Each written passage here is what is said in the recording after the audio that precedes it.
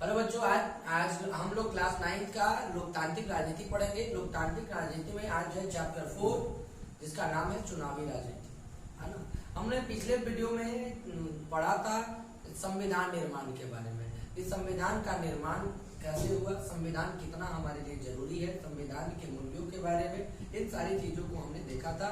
और आज जो एक नया चैप्टर है चुनावी राजनीति, है ना। ये चुनावी राजनीति जो है एक लोकतांत्रिक देश के लिए बहुत बड़ा महत्व रखती है, क्योंकि लोकतांत्रिक शासन व्यवस्था का मतलब होता है वैसी शासन प्रणाली जिसमें लोगों की भागीदारी होती है, लोगों के द्वारा शासन किया जाता है, लोग शासन करते हैं, है ना। और उनको चुनाव भी अगर होता है, उनको चुना भी जाता है सत्ता के लिए, है ना, एक प्रतिनिधि के रूप में चुनाव होता है, तो चुनाव जनता ही करती है। तो आज हम लोग इस चैप्टर में पढ़ेंगे चुनावी राजनीति के बारे में कि चुनावी राजनीति क्या है और चुनाव के कितने फायदे हैं, चुनाव कितना अनिवार्य है, चुनाव से कितना लोगों को फायदा होता है, इन सारी चीजों के बारे में हम देखेंगे। सबसे पहले हम बात करेंगे कि भारत एक लोकतांत्रिक देश है।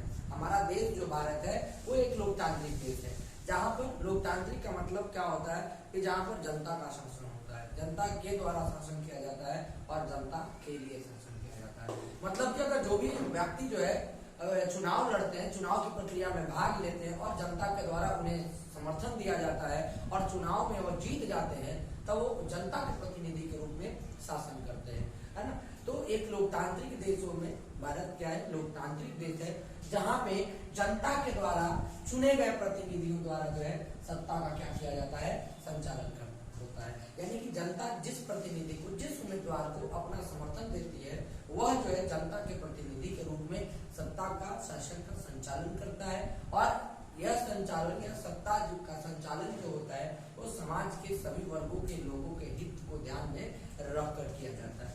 चलिए अब हम बात करेंगे चुनाव की जरूरत। आखिर चुनाव की जरूरत क्यों, है ना। क्योंकि अगर कोई व्यक्ति अगर शासन सत्ता में है, शासन कर रहा है, तो क्यों उसे हमेशा के लिए छोड़ दिया जाए। तो ऐसा नहीं किया जा कर सकते, क्योंकि अगर एक व्यक्ति के पास अगर सत्ता हमेशा के लिए चला जाए तो वह व्यक्ति जो है दंड हो जाएगा। वो अपने अनुसार सत्ता का संचालन करेगा। जहां जनता का विकास करना है वो क्या करना, मनमाने ढंग से शासन करेगा, लोगों के हित के जगह पे लोगों का शोषण, है ना, उनके साथ अत्याचार, बुरा व्यवहार शुरू हो जाएगा, समाज का विकास ठप हो जाएगा, है ना। विभिन्न तरह की समस्याएं समाज में उत्पन्न होने लगेंगी, लोगों के बीच जो है एक प्रकार की असमानता की भावना पैदा होगी और कब उनका बीच जो एकता के जो बंधन है वो क्या है, वो बिखर जाएगा। तो चुनाव की जरूरत क्यों पड़ी, तो कहता है कि चुनाव वह प्रक्रिया है जिसके द्वारा मनमाने ढंग से शासन कर रहे हैं, यानी कि अपने मन से, जैसे हमको मर्जी आ रही है उस तरह से हम शासन चला रहे हैं। तो मनमाने ढंग से शासन कर रहे प्रतिनिधियों को सत्ता से बेदखल करके, अगर आप सत्ता में है, मनमाने ढंग से शासन कर रहे हैं, तो जनता जो है आपको ज्यादा दिन तक शासन में नहीं रहने देगी, आपको सत्ता से बेदखल कर दिया जाएगा।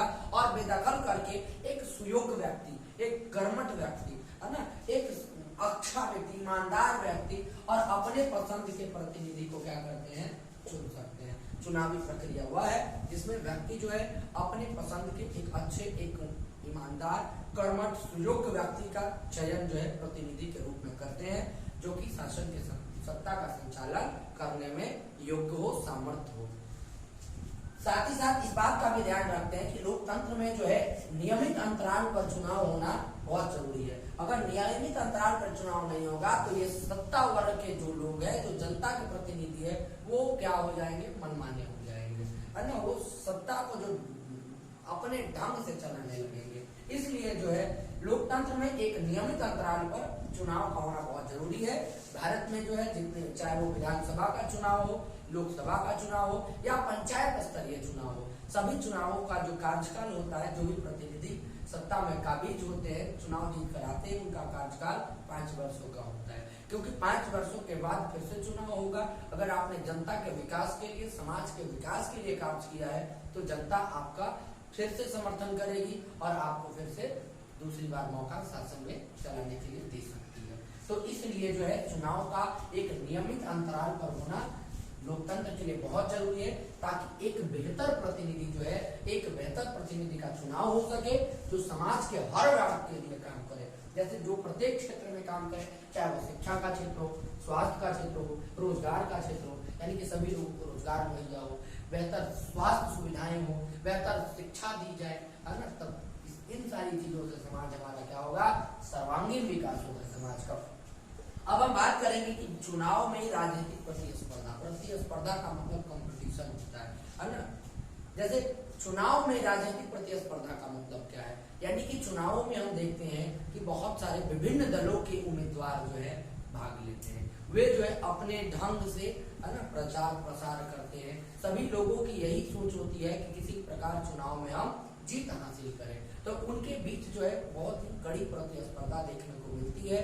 वे चाहते हैं, सभी जितने भी दलों के प्रतिनिधि उम्मीदवार खड़े होते हैं, सभी उम्मीदवार यही कोशिश करते हैं कि वो जीते। सभी लोगों का कुछ ना कुछ अपना एक उद्देश्य होता है, सभी लोग मैनिफेस्टो के साथ कार्य करते हैं, अपना विकास पत्र दिखाते हैं कि हम ये शपथ पत्र लाते हैं कि हम ऐसे विकास करेंगे, ये विकास करेंगे, तो वो विकास करेंगे। इन सारी चीजों के बीच जब जनता के बीच आते हैं, अपनी बातों को रखते हैं, और कारण और भी क्या है कि बहुत सारे उम्मीदवारों के होने से चुनावी प्रक्रिया में उनके बीच की जो प्रतिस्पर्धा है वो और बढ़ जाती है, और ये होना भी चाहिए। चुनावी प्रक्रिया में प्रतिस्पर्धा उम्मीदवारों के बीच होना भी चाहिए, ताकि जो है अब प्रतिस्पर्धा नहीं होगी तो हम एक बेहतर प्रतिनिधि का चुनाव नहीं कर पाएंगे। चलिए हम बात करेंगे कि भारत में चुनाव प्रणाली की कुछ मुख्य बातें। जैसे भारत में जो प्रथम आम चुनाव हुआ था, जब भारत 15 अगस्त 1947 को आजाद हुआ था। आजाद होने के बाद जो है संविधान का निर्माण हुआ, और 26 जनवरी 1950 को हमारा संविधान लागू हुआ, और उस संविधान के लागू होने के बाद जो प्रथम आम चुनाव था, जिसमें आम लोगों की हिस्सेदारी हुई, जो लोग जो है जनता भागीदारी हुई, वह चुनाव जो है पहली बार 1952 में आयोजित किया गया था। उसके बाद भारत में चुनाव का जो आयोजन होता है, उसके लिए एक आयोग का गठन किया गया है ना। निर्वाचन आयोग जो है इस चुनाव की प्रक्रिया को संपन्न करवाती है, और उसके बाद जो है भारत में प्रत्येक 5 वर्ष के अंतराल पर, चाहे वो विधानसभा हो, लोकसभा का हो, ये या पंचायत स्तरीय चुनाव हो, ये सारे चुनाव का आयोजन 5 वर्ष के अंतराल पर करवाए जाते हैं। चलिए अब बात हम करेंगे आम चुनाव का, कि आम चुनाव क्या होता है। कहता है कि प्रत्येक चुनाव क्षेत्र में एक ही दिन, प्रत्येक चुनाव क्षेत्र में एक ही दिन या एक छोटे अंतराल पे अलग अलग दिन चुनाव करवाए जाते हैं, या चुनाव की प्रक्रिया संपन्न होती है।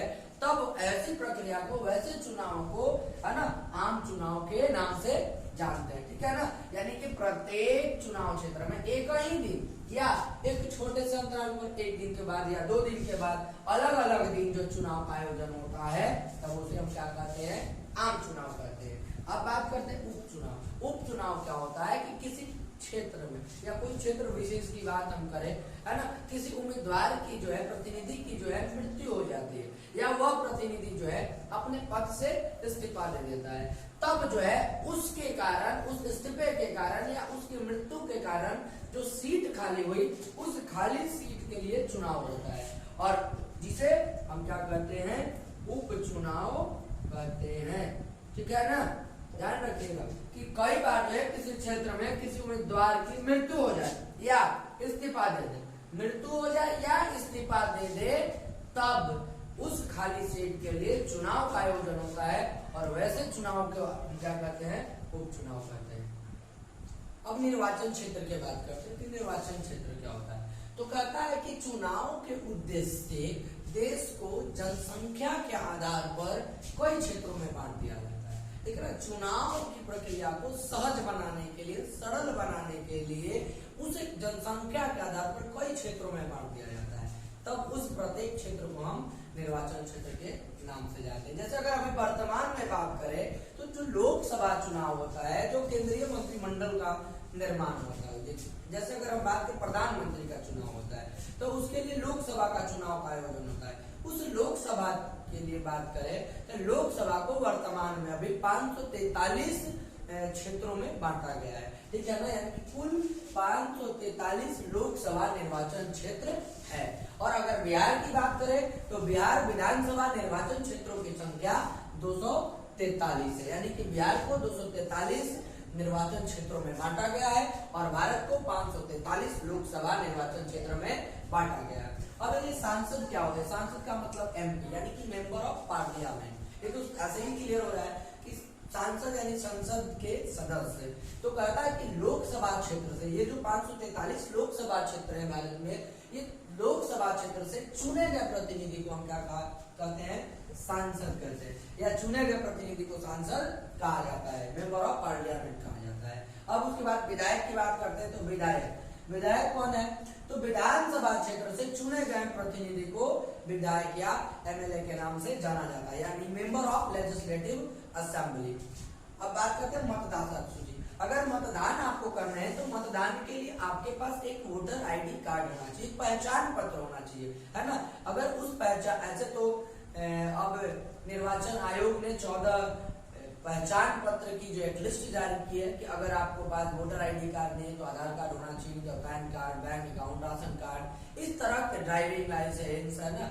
इस तरह से 14 जो आईडी प्रूफ जो है ना, उन्होंने लिस्ट निकाली है कि इन 14 लिस्टों प्रूफ में से कोई भी एक प्रूफ आपके पास हो तो आप मतदाता सूची में नाम आने पर आप अपना मत का दान कर सकते हैं। तो ये मतदाता सूची क्या होता है? तो चुनाव के से पहले मतदान की योग्यता रखने वाले, मतदान की योग्यता का मतलब होता है कि वयस्क मताधिकार, यानी कि जिस व्यक्ति का उम्र जो है 18 वर्ष या उससे ऊपर है वही व्यक्ति मतदान कर सकता है। तो चुनाव से पहले मतदान की योग्यता रखने वाले नागरिकों की एक सूची बनाई जाती है। चुनाव से पहले जो मतदान की योग्यता रखने वाले नागरिक है उनकी एक सूची तैयार की जाती है, और इस सूची को हम मतदाता सूची कहते हैं या वोटर लिस्ट कहते हैं। जिसके अभी बात करें तो मतदान के लिए जो न्यूनतम उम्र है भारतवर्ष में, ये 18 वर्ष है, यानी कि वयस्क मताधिकार के लिए नागरिकों का जो उम्र है, आयु न्यूनतम उम्र सीमा, वो 18 वर्ष है। यानी कि जो व्यक्ति 18 या उससे ऊपर उम्र के हैं वो जो है चुनाव की प्रक्रिया में भाग लेंगे, अपने वोट का प्रयोग करेंगे। और प्रत्येक व्यक्ति के पास, जो भारत का नागरिक है चाहे किसी भी क्षेत्र में रहता हो, प्रत्येक व्यक्ति के पास एक मतदाता पहचान पत्र होना जरूरी है ना। साथ ही साथ जो है अगर हम बात करें कि चुनावी प्रक्रिया में जो उम्मीदवार खड़े होते हैं उन उम्मीदवारों को अपना नामांकन जो है करना पड़ता है, अपना नामांकन दाखिल करना पड़ता है, और इस नामांकन की प्रक्रिया में उन्हें कुछ रकम भी जमानत के तौर पर जमा करना पड़ता है, अदा करना पड़ता है।